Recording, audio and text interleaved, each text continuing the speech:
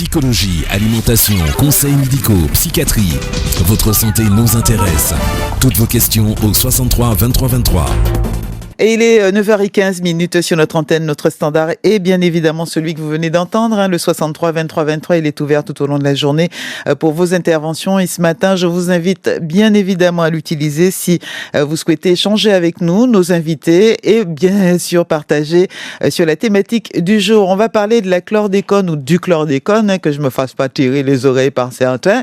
Et on va faire un petit point, on va faire, voilà, pas point d'étape, mais plutôt un état des lieux sur sa présence, ses répercussions sur le secteur agricole et notamment sur nos productions locales, tant sur ce qu'on va retrouver dans notre assiette, mais aussi justement sur l'impact que ça a sur le travail de nos producteurs locaux et sur notre santé, nous les consommateurs. Deux invités avec nous en studio, deux autres qui interviendront par téléphone. On va déjà saluer Vicky Poulain-Catan qui est avec nous, toujours présente, qui est un petit peu le noyau central de cette gazette et des invités que nous avons pour cette gazette Chlordécone. Vicky Poulain, bonjour. Ah, ça sera mieux quand on vous entendra, voilà, avec le micro ouvert. Bonjour Vicky. Bonjour Federica, bonjour les auditeurs, bonjour tout le monde. Merci de nous accueillir. Et merci d'être avec nous en ce mois de mars. On s'est un petit peu raté il y a quelques jours, mais bon, il y a tellement de choses à dire. Je crois qu'on prendra beaucoup de temps, qu'on passera beaucoup de temps encore ensemble. C'est pas seulement une question de justice, parce qu'on en parle beaucoup dans les médias sur le plan juridique, mais c'est aussi une question, on l'a dit, de santé, tout simplement, et aussi une question pour nos producteurs locaux. Jonathan Lery, bonjour. Bonjour. Merci d'être avec nous ce matin. On vous connaît de mieux en mieux, on va dire, sur l'antenne de la première. J'en suis très contente. Il faut dire Jonathan Lery Agara pour que tout le monde soit présent et content. Vous êtes fondateur de Grain Pays, une association, mais aussi président d'Organic Island. Bonjour et bienvenue. Merci d'être avec nous ce matin. La dernière fois, vous êtes resté derrière la porte. Ouais. Cette fois-ci, on est content de vous avoir avec nous. Oui, également. D'abord parce que le sujet concerne la production locale. On verra que, évidemment, nos productions sont exposées à cette molécule. On verra comment, mais vous, aujourd'hui, vous allez nous parler d'alternatives. Exactement. Il est possible de produire ? Exactement, il est possible de pouvoir produire déjà en quantité et puis aussi, malgré cette molécule qui bloque un peu la production locale. Ça, on a pu justement le voir. Et au-delà de ça aussi, il est possible d'aller chercher des productions de légumes en fait qui ne sont pas forcément cultivés à cause de la contamination, notamment les légumes racines et les légumes cucurbitacés qui sont très proches du sol. Donc voilà, il y a quand même des moyens et on va le voir aujourd'hui. Super. On a aussi avec nous l'autre, on va dire l'autre pan de l'agriculture, c'est l'élevage. Et cette fois-ci, on part en Guadeloupe. J'espère l'avoir avec nous. On l'a appelé. J'espère qu'il est présent. C'est Teddy Gobardan. Il est éleveur de bovins en Guadeloupe. Est-ce que je peux l'entendre ? Bonjour, Monsieur Gobardan. Bonjour à la Martinique, bonjour à la Guadeloupe. Mon content, il est là. Vicky m'a dit, il est là, il nous attend. Oui. Belle bonjour la Guadeloupe. Et je vous attends, vous faites un si beau travail pour informer le peuple, pour informer la population et aider les agriculteurs surtout, parce que c'est dans ce sens-là qu'il faut le prendre en premier lieu pour nous. Exactement, mais un travail qui n'est pas à égalité avec le vôtre, celui de nous nourrir également et de défendre nos intérêts, nos droits en tant que consommateurs et aussi en termes de santé. Alors vous êtes éleveur de bovins, vous êtes où exactement, Teddy ? Vous êtes Basse-Terre ? Grande-Terre ? Je suis sur la Basse-Terre, je suis sur la côte au vent, comme on dit. Je suis sur Goyave et Cap-Esther, à Sainte-Marie. Goyave. Donc, je suis en plein dans la zone chlordécone, quoi. Parce que je suis un ancien planteur de bananes. Ah oui, en plus, vous êtes, mais votre sol également a été occupé par de la banane. Oui, j'ai racheté une propriété qui était détenue par un des plus gros propriétaires de l'époque.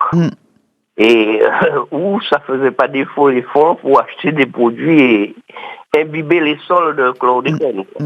Très bien. Alors, on va pouvoir échanger. Vous nous direz les réalités, ce que vous vivez, Jonathan et Teddy. Et puis, on verra quelles sont les solutions trouvées, préconisées, pratiquées aujourd'hui. Et puis, on appelle évidemment nos consommateurs à intervenir aussi, à témoigner, eux également, 63 23 23. 9h20, petit message de suite pour vous.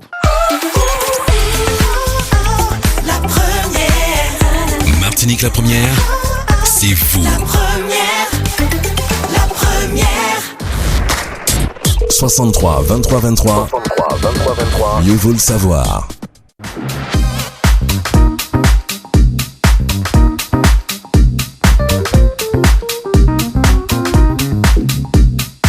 « 9h21 sur notre antenne.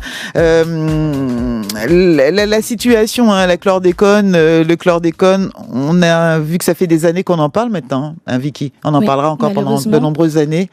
Malheureusement, effectivement, et aujourd'hui, l'essentiel est d'informer, d'avancer malgré cette molécule de chlordécone qui est présente partout. Et donc, effectivement, nous nous intéressons à ces actions qui sont faites, et notamment à ces actions qui sont faites du côté de ceux qui nous nourrissent et connaissent déjà, faire un état des lieux avec eux et voir comment nous pouvons nous nourrir du mieux possible. Ouais, le plus sainement possible. Jonathan, comment vous faites face à ça ? En tant qu'agriculteur, et peut-être vous serez aussi le porte-parole, le porte-voix des autres qui ne sont pas présents en studio ce matin. Effectivement, en fait, c'est vrai que moi, je suis pas concerné par la contamination, mais j'ai des collègues qui le sont. Et clairement, moi, je suis concerné dans ces dynamiques-là pour les travaux que nous menons pour déjà mettre en place des systèmes de production alternative. Parce qu'en fait, il y a deux choses à comprendre dans cette dynamique. C'est que nous avons des terres qui sont chlordéconées. Donc, il y a une dynamique de résilience qui est à mettre en place. Elle est obligatoire, c'est de déchlordéconer les sols martiniquais et guadeloupéens. Ça, c'est une dynamique de fond et qui va bien sûr s'inscrire dans du long terme et peut-être du moyen terme si on trouve des techniques déployantes assez rapides.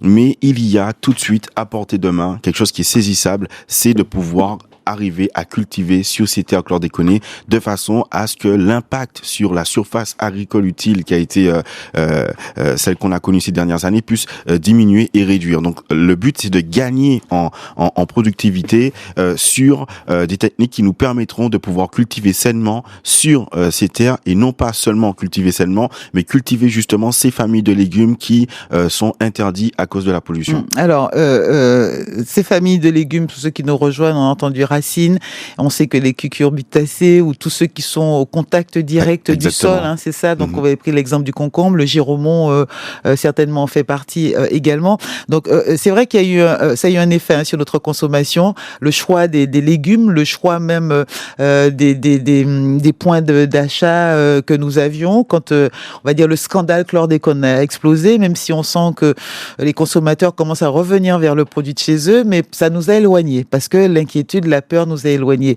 Aujourd'hui, vous dites qu'il est possible de cultiver sainement sur des sols ou dans des sols chlordéconés. Alors, sur des sols chlordéconés et dans des sols chlordéconés. Comment ? Alors, et quoi ? Qu'est-ce qu'on peut faire ? Alors déjà, cultiver dans des sols chlordéconés, c'est des choses qui sont déjà praticables, mais qui n'ont pas été formatées ni formalisées de manière claire et précise avec des outils scientifiques qui permettent de garantir cela. Même s'il y a eu des essais qui ont été faits où on a vu que la molécule était capturée soit par du charbon ou par d'autres choses, c'est possible. Mais aujourd'hui, on est bien d'accord qu'on est dans une dynamique qui est de nourrir une population avec des intérêts et des enjeux sanitaires majeurs. Donc, il nous faut avoir des résultats probants et vraiment une formalisation clairement des itinéraires de culture avec justement les sols chlordéconés. Donc, on est plus sur cultiver sur des sols chlordéconés. Donc là, c'est quand même abordable avec des alternatives de culture qui sont liées à la technique de production, qui peut être soit fait sur des tables avec des substrats alternatifs comme du compost lié à des végétaux qui ne sont pas d'origine de terre végétale, pour ne pas avoir encore la problématique de devoir retracer la terre d'où elle est sortie. Donc je parle du compost de coco, du compost de végétaux qui ne sont pas issus des sols, ce qui nous permettrait de pouvoir ne pas avoir cette traçabilité obligatoire quant à une terre qui ne serait éventuellement pas chlordéconée. Et puis nous avons aussi toute espèce de techniques qui sont liées à l'aquaponie et à l'aquaculture, à l'hydroponie, l'aéroponie. Mais ce que je pense déjà dans un premier temps, ce serait déjà de pouvoir utiliser les moyens naturels que nous avons avec un compostage de végétaux qui ne sont pas issus de la terre et de pouvoir mettre en place des techniques de production effectivement hors sol, mais qui restent quand même respectueux de l'environnement avec des éléments 100% d'origine naturelle. Alors, oui, excusez-moi. Oui, et ça c'est possible justement. Alors là, c'est la technique, la méthode, on cultive dans un sol ou sur un sol chlordéconé. Simplement, technique. Le substrat, on va remplacer ce sol. Le substrat, c'est ce dans quoi on va mettre nos graines, nos plants, nos semis, etc. Le substrat, remplacer le sol par un substrat propre, alternatif. Vous avez pris l'exemple du compost de coco. Ça peut être l'aquaponie. On cultive avec une base eau. Voilà, je vais aller plus vite. Hydroculture, aéroponie. On peut mettre dans l'air aussi, etc. Donc là, on est hors sol contaminé. Exactement. Alors ça, c'est la première méthode. Maintenant, il y a aussi la méthode qui était aussi préconisée de déchlordonner. De déchlordonner le sol. Oui, exactement. Alors, cette technique-là, en fait, effectivement, elle va être un peu plus longue, elle va être un peu plus importante, puisqu'il faudrait garantir, en fait... Et ça, c'est pas à l'échelle du cultivateur. Et ça, c'est exactement. Et c'est ça, on est d'accord. C'est une échelle qui est beaucoup plus grande. C'est pour ça que pour moi, les deux doivent se faire en parallèle. On doit pouvoir mettre en place des techniques alternatives de production, tout en mettant une action de dépollution. Et ça, c'est possible de pouvoir essayer de travailler sous les sols avec des éléments, on va le voir aujourd'hui sous les travaux que nous avons pu mener sous les cyclodextrines. Je rappelle que les cyclodextrines, ce sont des molécules CAGE qui permettent éventuellement de pouvoir capturer 3 molécules de chlordécone.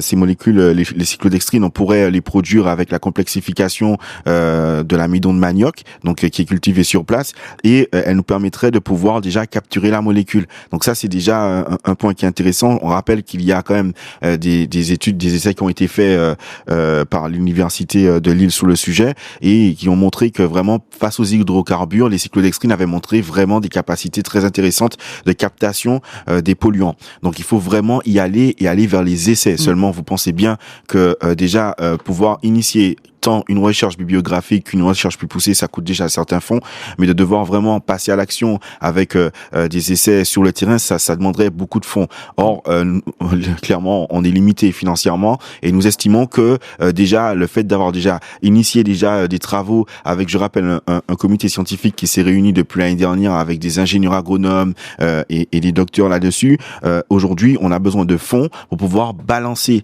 les deuxièmes volets d'essais qui, pour nous, sont très probants avec à l'appui des études qui sont très claires là-dessus. Et on a découvert qu'en fonction de la nature aussi de la terre déjà, comme l'argile que nous avons ici, la molécule...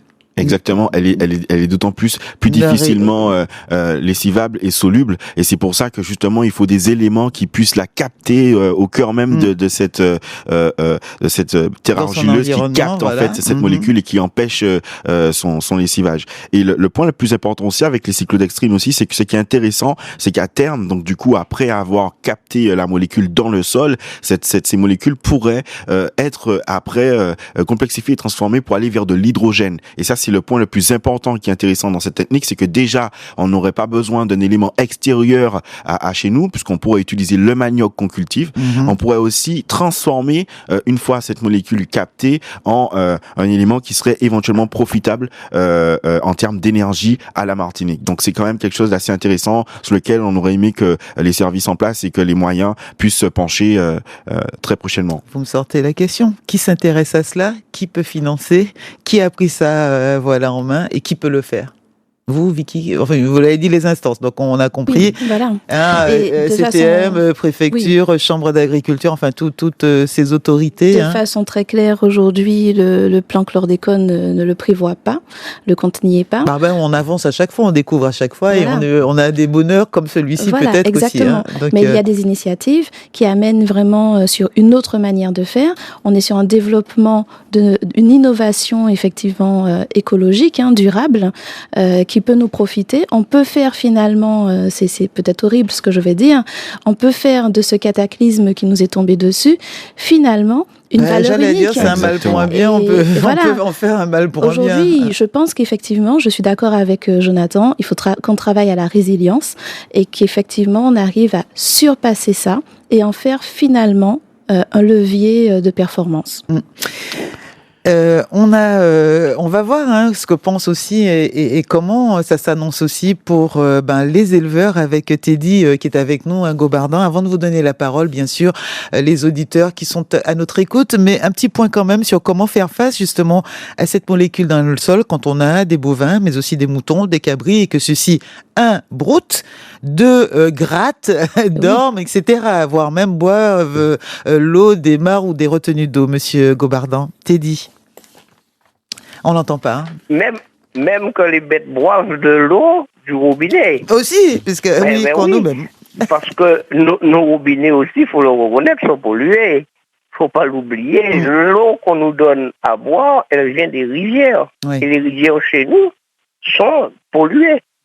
Quand on sait en plus la situation catastrophique dans laquelle le service des eaux est en Guadeloupe, eh bien, à tous les coups, on est sûr d'asphyxier nos bêtes. Moi, j'ai perdu 2 juments récemment. Oui.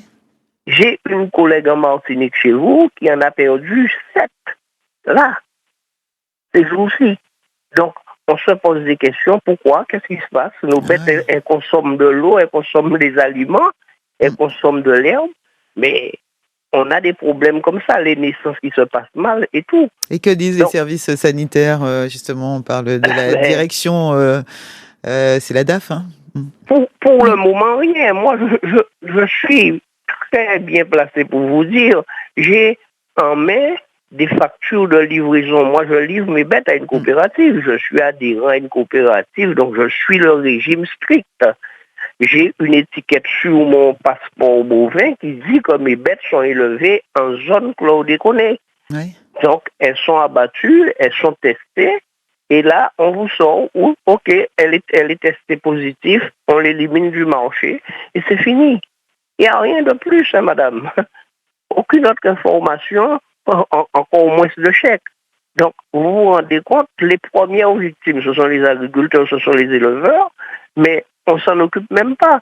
Ne serait-ce que quand on entend toutes les campagnes de presse qui sont faites pour dire ouais, le plan chlordécone, on est au plan chlordécone 4, on n'a toujours pas pensé qu'il faut indemniser les éleveurs.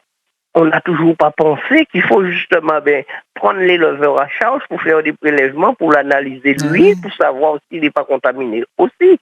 Si mes bêtes sont contaminées, c'est peut-être bien que moi je le suis autant ou plus. Donc, les plans chlordécone, il faut reconnaître aujourd'hui qu'on est complètement à côté de la plaque. C'est une affaire qui s'est passée entre l'administration et des associations, mais qui n'a rien à mener parce qu'on n'a pas tenu compte de l'essentiel, ceux qui sont concernés. Et c'est pour ça que je vous remercie encore de nous donner à nous, agriculteurs, la parole, parce qu'on entend beaucoup de gens parler de chlordécone. Mais sont-ils victimes du chlordécone? Moi, c'est la question que je pose. Donc, moi, je suis victime. Les agriculteurs qui sont victimes, c'est à eux de s'exprimer. C'est à eux de venir montrer leur réalité, leur quotidien. Donc, nous, on est les premières victimes et on est les oubliés de la situation. Alors, la deuxième chose que je peux dire aussi, c'est que dans cette situation, il y a des responsables. Et où sont-ils, ces responsables? Est-ce qu'on les entend? Est-ce qu'on les voit pour nous accompagner? Moi, j'étais planteur de bananes. J'ai quitté cette profession à cause de cette situation. Et est-ce que les planteurs de bananes se mobilisent? Je vous entends parler de fonds. Il y a les fonds obligatoires que l'État va mettre en place. Mais le principal concerné, c'est quand même la banane. C'est eux qui ont foutu les 2 pays là dans la merde pour 400 ans. Et quelle est leur action dans cette histoire? Qu'est-ce qu'ils ont entrepris? Est-ce que ces gens-là peuvent nous dire, oui, nous avons entrepris telle démarche, nous finançons tel programme, nous participons à quelque chose? Ne serait-ce que 10 centimes du kilo de banane on donne pour pouvoir faire de la recherche, pour éliminer ça, pour réparer nos dégâts. Moi, je suis à cette situation-là. Et c'est celle-là que je ne comprends pas. C'est pour ça que j'accepte d'intervenir. C'est pour dire les réalités, mais pour mettre en cause ceux qui sont responsables et qui doivent répondre devant nous, peuple, devant nous, population, de leurs actes. Il n'est pas volontaire, on peut le comprendre. Mais dans ces cas-là, mouillez-vous, battez-vous pour nous aider à nous en sortir. On nous a oubliés dans cette situation. Quel est le premier interlocuteur qui aurait un pouvoir ou pouvoir de vous accompagner, selon vous? le premier, c'est le responsable. Hein. Quand non, mais qui aujourd'hui peut vous accompagner justement? Oui, mais là, ça, vous dites, il y a le côté isolé, le côté on est seul, le côté on ne s'exprime pas, ou peut-être même qu'on ne sait pas. Mais selon vous, parce que là, on voit bien qu'il faut toujours ou un représentant de l'État, d'une instance, d'une autorité, du secteur, pour que les choses puissent des fois arriver à une certaine destination et ensuite à une issue. Aujourd'hui, quelle est l'instance, quel est l'organisme, quel est l'interlocuteur adéquat pour vous accompagner à faire reconnaître les situations que vous vivez, que vous rencontrez, pertes, enfin voilà, je vais même pas les énumérer encore pour aller vite. Est-ce que c'est la chambre? Est-ce que c'est je pense que ça aurait dû être la chambre, et c'est ce qu'on comprend pas. Pourquoi c'est à l'ARS? Pourquoi c'est au service de l'État de s'occuper d'une situation agricole? Nous sommes victimes, nous avons des représentants, nous avons une organisation provisionnelle stable. Eh bien, on devrait passer par eux. D'ailleurs, ça serait à eux de gérer le fonds chlordécone.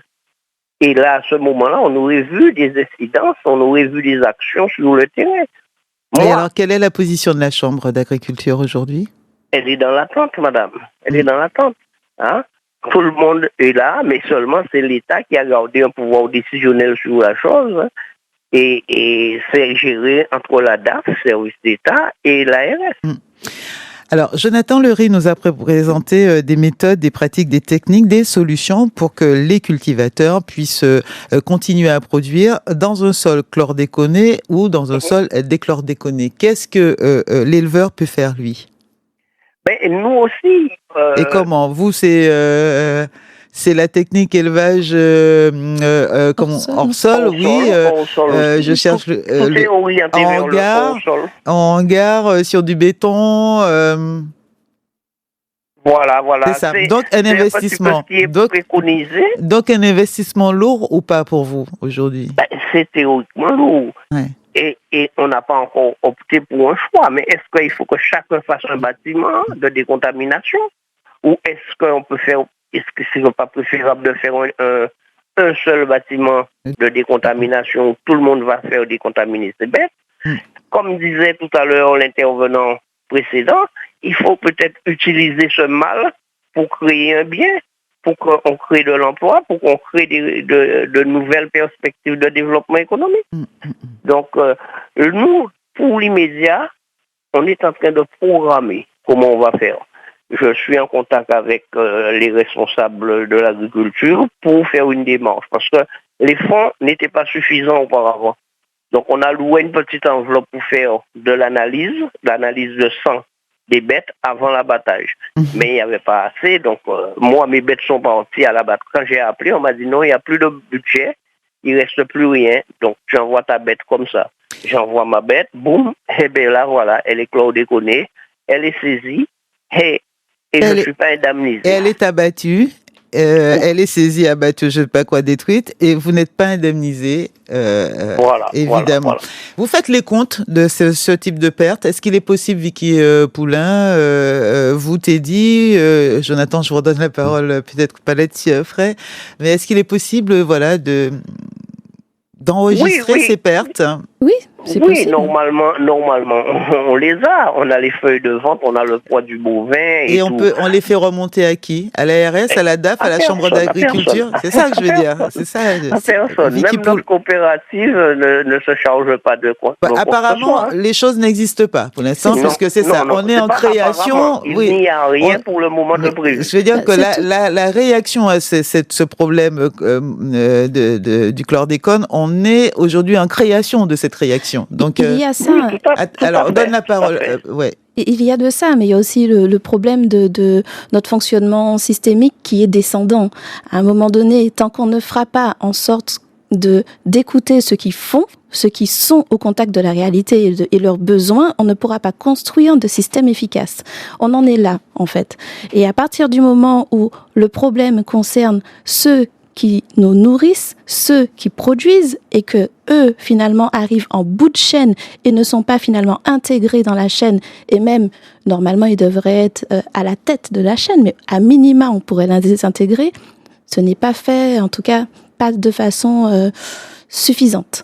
Et donc, effectivement, on arrive à ce genre de résultats. Les éleveurs ont une problématique particulière en plus, parce qu'en plus de tout ce que subissent finalement les pêcheurs, les agriculteurs, eux, ils ont aussi à prendre en compte cette notion de souffrance animale. Donc on dit oui, produisons hors sol, il n'y a pas de problème. Mais maintenant, si c'est pour faire des élevages en batterie, si c'est pour faire des bêtes stressées qui derrière vont nous donner encore d'autres maux que ceux contre lesquels nous luttons déjà, est-ce que c'est la solution ? Donc là, effectivement, je pense que d'où effectivement cette nécessité de développement durable, mais vraiment, et ne pas galvauder le terme, il faut aujourd'hui qu'on arrive à faire quelque chose d'horizontal, qu'on s'écoute tous pour créer un modèle qui nous ressemble et qui réponde à nos spécificités, à nos besoins. Ça vous préoccupe tout autant, hein, vous, en tant que cultivateur, sachant que ces élevages sont comme nous, ils les consomment. Ils doivent manger. Ce qu'ils mangent, c'est du végétal, c'est pas de la viande. Exactement. Et qu'il faut produire une réponse. Parce que c'est vrai, si on broute pas directement au sol, on vous amène la nourriture, l'alimentation. Et ça, là encore, on se dit qu'il y a une production envisageable, exactement. Imaginable. Je pense qu'on arrive aussi dans un carrefour de cette problématique chlordécone pour lequel, si rien n'est fait, c'est juste pas possible, quoi. Je veux dire par là d'assurer à la fois une production de qualité et de pouvoir garantir une viande sans chlordécone. Pour certains, à un certain niveau, ça commence à devenir compliqué. Et s'il n'y a pas de moyens mis en place, s'il n'y a pas vraiment des moyens financiers et des moyens de recherche qui sont mis en place, c'est clair que ça va être problématique. Moi, ma question, c'est par rapport à ce dernier plan chlordécone 4, il y avait un groupe d'orientation et de suivi scientifique qui a été mis en place depuis le 2016, c'est le GOS. Qu'est-ce qu'il devient? Je me rappelle qu'il était prévu d'avoir des appels à projets, des AAP sur la recherche, et d'ailleurs j'ai eu la chance de pouvoir vraiment avoir la confirmation de l'ancien préfet sur le sujet. Or, jusqu'à maintenant, on n'a rien vu venir. Aujourd'hui, je crois qu'il est vraiment urgent de se poser la question, nous, population et citoyens, comment on peut aborder cette début de résilience? Est-ce que on est encore sur une attente de plan chlordécone 5, 6, 7 ou je ne sais pas combien, ou est-ce qu'on essaie d'avoir des moyens citoyens pour pouvoir essayer de s'en sortir? Ce serait vraiment dommage d'arriver à là, mais aujourd'hui, je crois qu'il est vraiment important de pouvoir à la fois avoir des primes pour les producteurs et les éleveurs qui sont sur des terrains qui sont quand même contaminés. Et je suis tout à fait d'accord avec le collègue quand il parle du fait qu'il y a un suivi aussi sur les agriculteurs et les éleveurs qui sont dans des milieux contaminés pour savoir si eux-mêmes quel est le taux de chlordécone qu'ils ont eux-mêmes, eux et leurs descendants. Exactement. et je crois qu'il y a un vrai cadre, il y a un vrai suivi sanitaire à prendre en compte à ce niveau-là. Et aujourd'hui, c'est vrai qu'on se pose la question comment ça se fait que en 2023 on soit encore à se dire quand est-ce que les premiers programmes vont commencer et qu'on puisse mettre en place des dispositifs pour aider toutes ces personnes. Alors, la Guadeloupe, vous avez le maire de Pointe-à-Pitre, Harry Durimel, présenté comme un maire écologiste, qui a pris cette cause vraiment à bras-le-corps. En Martinique, on a qui, Vicky? Alors, si on avait une figure... De figure de proue en Martinique, je pense qu'on a plusieurs personnes qui se chargent de pas mal de thématiques. Mais de figure de proue, vraiment, en Martinique, personnellement... Je n'en vois guère.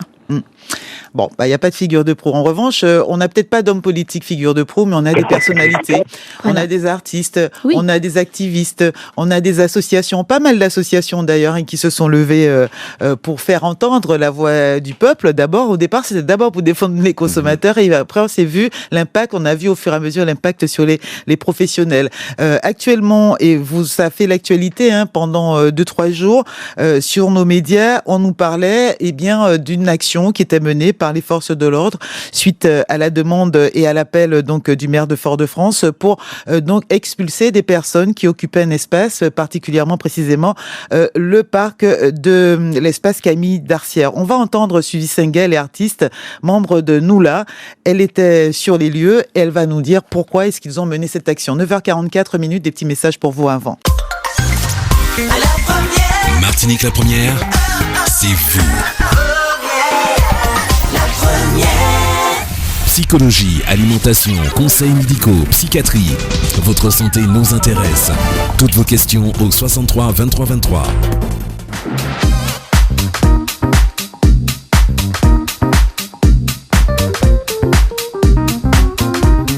9h46 sur notre antenne. La Gazette du chlordécone, c'est aujourd'hui, c'est quelquefois le 30, le 29, le 28, le 31, ce sont les derniers jours du mois.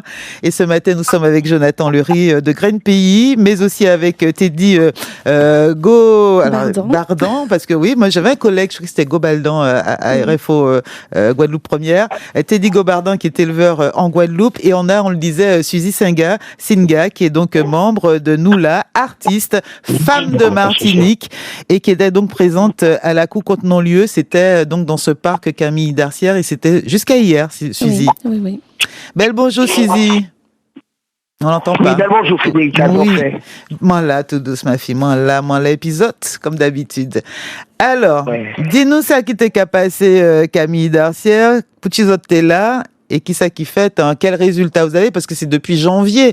Est-ce que vous obtiennent un bagaille à part de Yodizot sorti là? Yeah. Yo dis nous, yo mettez-nous de ouais, moi, je voulais dire ça gentiment. Yo tirez les autres là. Yo tirez les autres là. Oui, yo tirez nous là. Ouais. Alors, ça m'a pu dire positivement. C'est que depuis le 24 janvier, nous décidons de nous conquérir le centre Camille Darcière. Pour qui ça? C'est mon moment-là comprendre que nous faisons ça pour un rôle GNG, pas du tout. Nous faisons dans le but de trouver nous un côté stratégique et qui a interpellé tout le monde à les affaires non-lieu. À savoir que nous, dans la cour, ancien palais de justice là, qui actuellement a créé le centre Camille Darcière qui lui-même est un avocat de l'OJAM. Et pour qui nous l'a en plus, parce que nous en face de la cour d'appel, pour dire que nous qui avons fait appel, le papier qui a accepté les affaires non-lieu, là, ça est impensable. Là, nous déclarer ça, Martinique, pas ni pour monde. Là, nous devons déclarer que ça, nous avons non-lieu. Mon patron, pour en instance levée pour dénoncer les affaires non-lieu, là. Donc, moi, ça m'a pas qu'à comprendre. Moi, écouter les interlocuteurs, hein. Ça qu'à prendre temps, qu'à parler, qu'à prendre précaution, résilience, bagaille.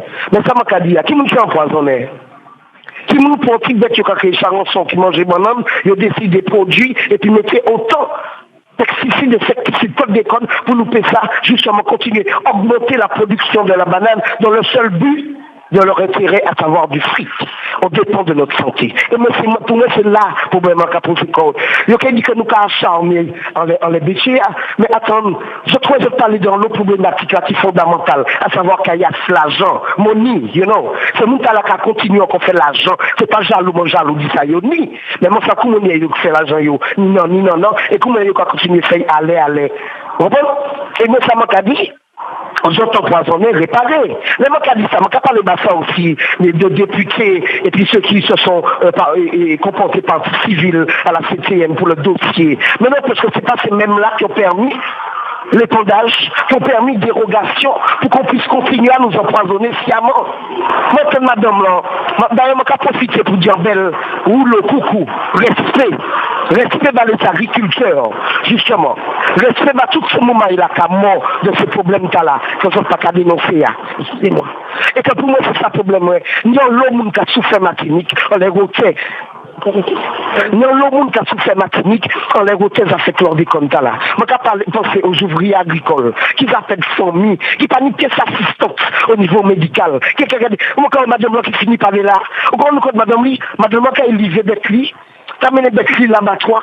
Il a dit, mais les chlordécone, boum, en bas dans la tête, et puis c'est fini, et puis rentrez chez vous. Qui a indemnisé madame Tala? Et moi, c'est ça qui a écœuré moi dans les mouvements là. À savoir que je t'ai dit comme dans la provocation, on n'est pas le fond, mais qui ça d'autre qu'a fait? Autant, qui ça nous qu'a fait? Et puis, je dit que surtout, pour moi, c'est Békéa, you know. Je répéter ça sur Singa. Le problème de ce pays, c'est le béquet. Le béquet qui nous tient en joue avec ses manières de fonctionner, qui ont posé nous manger comme ça, habiller comme ça, consommer ci, consommer ça. Et c'est là pour moi que le bas blague. À savoir que maintenant, je veux me vos plans à 3, 4, à 5, à 6, d'autres plans, mais la réalité, c'est que moi, une jeune femme, une femme, une mère, une grand-mère, qui évolue en milieu scolaire depuis une trentaine d'années, quelle souffrance. Quelle souffrance que je m'adresse à ces élèves-là, nos enfants, et qui ne sont même pas au courant, qui ne savent même pas qu'ils sont empoisonnés, qui ne parlent de rien. Moi, comment dire, vous avez fait votre test, quand vous rentrez à la maison, dites à papa, dites à maman de vous emmener faire le test. Moi, quand des actions concrètes, qui ça nous qu'a fait? Là, je vais parler de chercher l'argent. Avec qui nous avons tapé l'argent, là, nous, là, pour nous faire justement de les études. Je vais parler de perspective du malheur pour sortir le bonheur. Oui, créer des emplois, c'est différent. Mais qui nous travaille là-dedans? Des gens qui sont contaminés, des gens qui sont malades, qui sont morts, nous ne savons pas dans combien de temps. Malheureusement. C'est ça mon problème, c'est délicat. C'est-à-dire que moi, je personne qui a chaud de l'eau en premier. Et comme on a du chaud de l'eau en premier, c'est que le gros problème de la Martinique, moi, que c'est de acheter Martinique et puis nous pas même savent. Parce que je ne peux pas dire que l'État même qui a cautionné cette affaire-là. Vous comprenez? Là, moi, si j'ai le maire de la ville de Fort-de-France, M. Laguerre, parce que moi, j'étais très énervé par rapport à sa vie familiale, parce que notre radio a lieu aussi, et que c'est mis à débattre les noirs 4 heures du matin, avec autant de violence, d'accord? Pas de sommation. Et puis, dégagez, gazez, nous pousser, d'accord? Et bien, moi, je dis, M. Laguerre, je ne vous en veux pas. Je veux dire simplement que je crois que vous avez des graines, et que vous étiez maître de bateau, et que votre ville, que vous l'aimiez, et que vous aimiez également les gens de la Martinique. Et je pense que c'est pour eux que vous travaillez. On a vu toutes les pressions qu'on a pu mettre sur ce monsieur, qui était pourtant doté de bonnes intentions. Il nous est venu, il nous a reçus, oui, il a mis de loi à notre disposition ici. Là maintenant, on me parle de riverains qui se sont plaints. Ok, je veux bien. Bon, c'est un petit problème, on a dit. Nous pouvons organiser comme nous. Pour nous dire à 22 heures, nous avons coupé ce bail-là, pas fort. En journée, nous avons été plus doucement. Mais volonté, nous, c'était de, oui, ok, de faire entendre, voilà, c'était de faire entendre à la population, parce que je voudrais revenir, et juste une petite, comme il nous reste peu de temps encore pour finir, il y a beaucoup de personnes, et je le disais à Vicky et à d'autres, qui ont découvert qu'il y avait ce sitting entre guillemets, qu'il y avait voilà ces personnes qui étaient dans ce parc depuis janvier, au moment où les médias ont parlé de l'expulsion. C'est très paradoxal. Il y a grand beaucoup de gens qui ont découvert ça là à ce moment-là. Donc, alors il y en a beaucoup qui se disent mais qui ça y est qu'a fait là précisément concrètement? Parce que j'ai même entendu des gens dire, mais il pourrait aller ailleurs. 3000 signatures. Parce que tu as verser nous, non. Il ne dit pas de racisme, non. Ni bon étranger, parce que c'était ni des bateaux là. Ni bon étranger qui fait content de venir, ouais, nous, de parler, puis nous, de signer pétition, qui a dit, nous, qu'elle fait transporter ça par l'autre bord. Et puis, ni demande, mais qu'il n'y a pas qu'à trop oser rentrer, vous savez, où je viens, ouais. Et quand il y a des gens là, qui a parlé fort, qui a dans le feeling, nous qui aller vers eux, nous faisons rentrer. Nous ici, un monsieur de 95 ans là, qui a bon problème de santé. Moi-même, je dans l'hommage quand il y a à M. Guy Dufont, un grand nombre de 94 ans qui a tellement d'oubliard qu'il y a dans la réelle Martinique pour nous frapper au moins un notch de respect, de dignité en pays. Donc, moi, je dis que le problème qui t'a posé là, c'est actuellement il y a dénogé là bon il la cour d'appel donc il a non-stop à la cour d'appel. Justement la question ce serait est-ce que nous devant la cour d'appel il y a nous dans le parc là mais devant la cour d'appel nous il a non-stop nous pas qu'à la dire rien donc tout le monde qui peut venir signer pétition qui peut venir discuter et puis attends Federica nous faisons appel à madame docteur Georges Pélage qui a profité pour dire merci en Chaï qui vient dans la cour expliquez-nous les problématiques nous faisons appel à maître Duhamel qui vient sur le plan juridique, expliquez-nous la genèse du chlordécone, c'est pas aujourd'hui que il Kagoumé, d'accord? Nous fait appel à des artistes qu'on Colobas, qu'on la bonne. D'accord? Quand tous ces militants aussi, qu'on Volcan, qu'on Aya Masson, qu'on Peter, on l'a maman qui a composé des morceaux pour te faire sensibiliser maman là.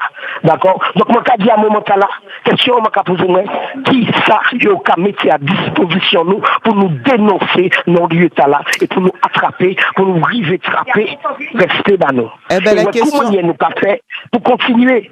Moi parle la retraite moi mis ça moi d'ici là. Là moi je dis comment nous faire pour sauver ce petit maman là qui a venu. La question est posée par toi, Suzy. On va voir les réponses qu'ils vous apporteront. Désormais, ça dérange certaines personnes. On n'est pas habitué comme ça à de l'activisme, à la prise de position, voilà, sauf dans un cadre assez particulier. Qu'est-ce que vous en pensez, Vicky Catin-Poulin excusez-moi, Catin-Poulin, excusez-moi. Pas de souci. Poulet-Catin, je mélange là. Elle m'a tellement... Les DA, c'est à moi. Mais mes neurones ont bougé à écouter Suzy comme ça, là. Suzy dit des vérités, c'est émouvant. Il faut que là, nous tous, nous habituions à ce que le peuple s'exprime, le peuple dise les choses, le peuple agisse. Et effectivement, nous ne sommes pas les seuls. C'est un mouvement mondial parce que ça qui est là normalement pour représenter nous, pas qu'à Jeff fait travail là pour représenter nous. Et il faut le dire.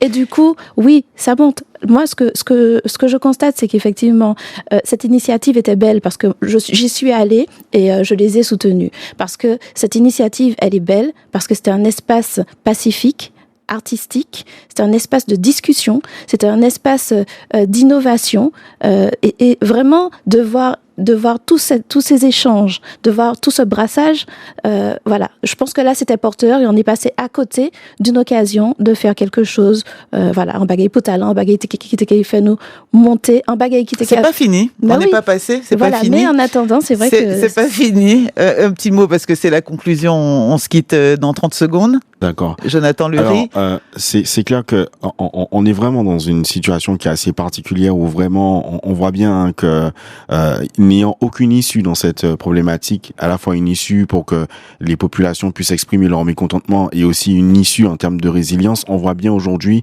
que cela s'organise de manière le plus possible afin d'exprimer ce qui doit être exprimé. Et il y a plusieurs façons de s'organiser et d'agir. Exactement. Certains, ça va être dans la rue, ça va être aller dénoncer et rappeler pourquoi on est là. D'autres, ça va être trouver des solutions. Voilà. D'autres, ça va être... Je pense que chacun essaie d'exprimer son mécontentement en fonction de ce qu'il sait faire aussi. Moi, je suis dans la recherche, dans l'agronomie. D'autres, ça va être sur le plan juridique ou d'autres ailleurs. Le but, c'est d'exprimer, mais de faire avancer la cause. Et d'autres, ça va être en choisissant de consommer tel produit ou pas d'autre. Donc, tout le monde doit à son rôle à jouer. Teddy Gobardan, merci d'avoir été avec nous également. Vous avez entendu notre dernière intervenante, Suzy Senga. J'imagine que aussi en Guadeloupe, ça continue. Des formes d'action seront menées aussi pour faire entendre votre situation. Oui, effectivement. Le dommage, c'est qu'on ne voit pas les élus politiques dans cette situation. Les représentants de l'État, ils sont pas très nombreux en Guadeloupe. Il y a la DAF, il y a la DRIL et autres, le préfet. Mais nos politiques, on a près de 400 élus. Et ils ne se mobilisent pas. Est-ce que vous vous rendez compte, quand j'entends votre intervenant qui parle de la santé des enfants, est-ce que ça intéresse nos élus? Ouais. La question est posée. La question est posée, comme on l'a dit, comme si Singa leur a posé la question. On espère les entendre. On leur rappelle que l'antenne de la première est bien sûr ouverte aussi à leurs paroles. Merci à ceux qui sont venus ce matin. Merci à ceux aussi qui nous ont écoutés sur la FM, mais aussi sur la plateforme YouTube. Je remercie tous ceux qui ont réagi, comme Alexio, Emmanuel, Isa et toutes et tous. Merci à vous. On ne pourra pas mettre 2 minutes de musique, c'est ça? Tu vas me dire, j'essaie de faire vite pour avoir le temps de la mettre. Et dit non, tu veux plus? Non, c'est trop tard. On ne pourra pas les mettre nos 2 minutes. Alors, on va prendre le temps pour dire ce que nous dit Griot Mandingue, qui nous dit faut qu'arrêter bâillonner la vérité. Alexio qui dit on accepte beaucoup de choses qui ne seraient pas passées ailleurs. Mandingue vous dit bel bonjour tout le monde. Messi en chai de Balakou du non-lieu la parole. En bidding Messi. Merci à vous, Suzy également. Emmanuel Godert qui dit que les riverains et ceux des alentours à Fort-de-France auraient pu être solidaires au lieu de porter plainte. C'est un problème c'est un problème qui nous concerne tous. Alexis dit le problème c'est que nous ne sommes pas habitués à prendre position, que ce soit en Guadeloupe ou en Martinique. Et je pense que Suzy, ça va totalement dans le sens de ce que vous ressentez également. Isabelle dit que c'était sale, que cette position justement, cette occupation de la place Camille Darcer malheureusement occasionnait des malpropretés. Il y a aussi Alexis qui dit pourquoi les médias n'en ont pas parlé plus tôt. Donc je pense qu'ils en ont parlé certainement en janvier, mais plus du tout après. Donc voilà. Et pourtant ils ont été conviés. Donc ça demande à ce que la communication soit toujours présente. Et puis les cultures hors sol et certaines plantes filtrent le chlordécone. Allez, on se retrouve au mois évidemment d'avril avec d'autres actualités pour vous autour du chlordécone. Et Jonathan, on se reverra un vendredi. Avec plaisir. Pour partager vos techniques. Avec plaisir.